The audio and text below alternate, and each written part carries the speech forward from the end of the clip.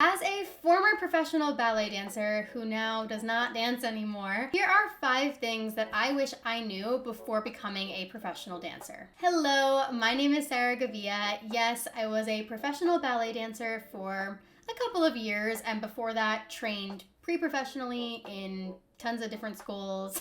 If you're interested in learning a little bit more about my full journey, I will link that video in the description. But let's just say that I definitely know a thing or two about the dance world and about ballet, and I spent many hours doing it myself. And once I got to that point where I was really doing ballet on a pre-professional and professional track, things definitely got a lot harder than when I was just doing it as a hobby. And so looking back on this experience now, if you are a dancer, an aspiring professional dancer, or maybe you were a dancer like me and you're just interested in watching the video, no big deal, you're welcome to. These are the 5 things that I really wish that I knew while I was dancing, and I think that it would have just given me an overall more positive experience with the dance world because it can be really challenging. Anyways, if you are a dancer or you just like this kind of content, make sure to subscribe because I have videos that come out just like this one every single week.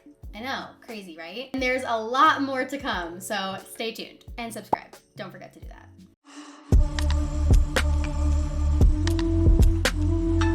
Without further ado, let's get on to these 5 things that I wish I knew before becoming a professional dancer. Number 1 is the importance of injury prevention and just the fact in general that injuries happen pretty much to every dancer. It is very hard to name a dancer who did not have an injury at some point in their career. I mean, it's pretty much impossible. And it's so important to take care of those injuries, and I can tell you that I did not do that a lot of the time.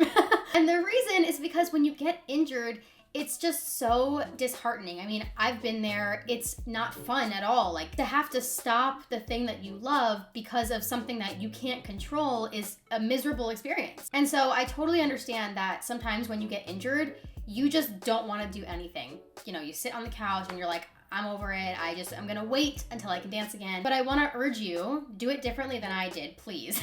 And actually take care of your injuries. And even beyond that, prevent your injuries before they happen. Do all of the little exercises that you might not wanna do. And trust me, I was the same way. Do all of those PT exercises before you get injured so that you don't get injured in the first place, because trust me, they actually do work, okay?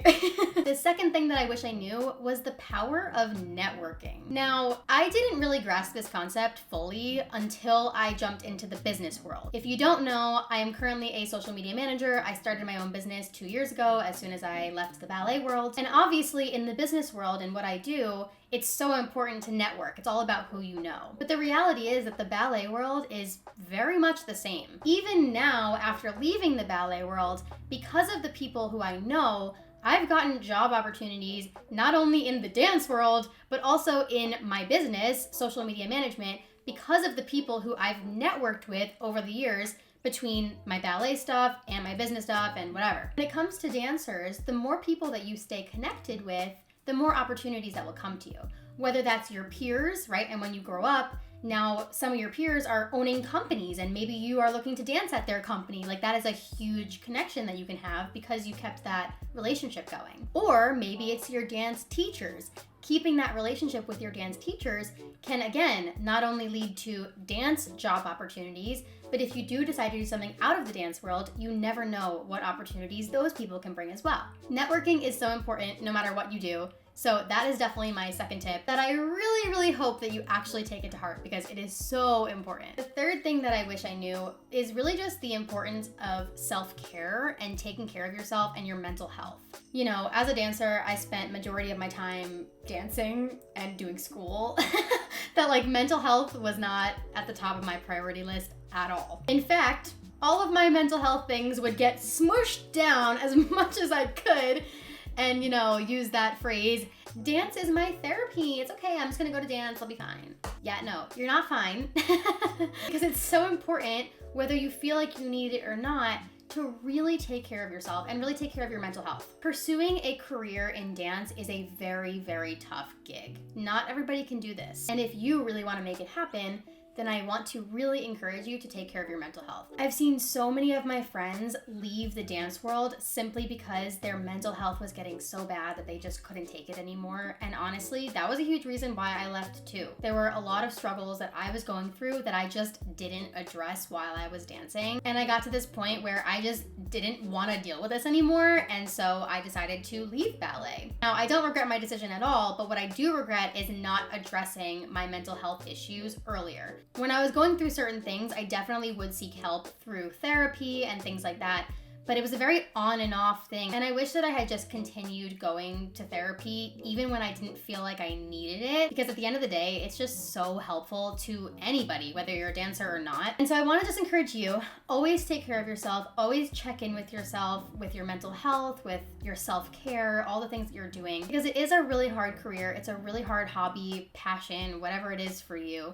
And so just check in with yourself, make sure that you're doing okay, because it is so important. The fourth thing that I wish I knew before becoming a professional dancer is just the time commitment of it all, the time management, like how to actually manage my time between other things and dancing. So the reality is, for a lot of dancers who want to become a professional, you end up going to a professional school where you're probably dancing from 9 a.m. to maybe around 6 p.m. And as a student who's still supposed to be in high school, you're not able to go to high school with that schedule. And so what I had to do as a pre-professional ballet student was do online school. And that time management is so difficult. And this wasn't just in my student life, this also continued into my professional life as well, because I went to college. You know, my family was really big into, hey, you know, you should get a degree just in case you decide that you don't want to dance anymore or you get injured or something like that, you should get a degree. And so I said, okay.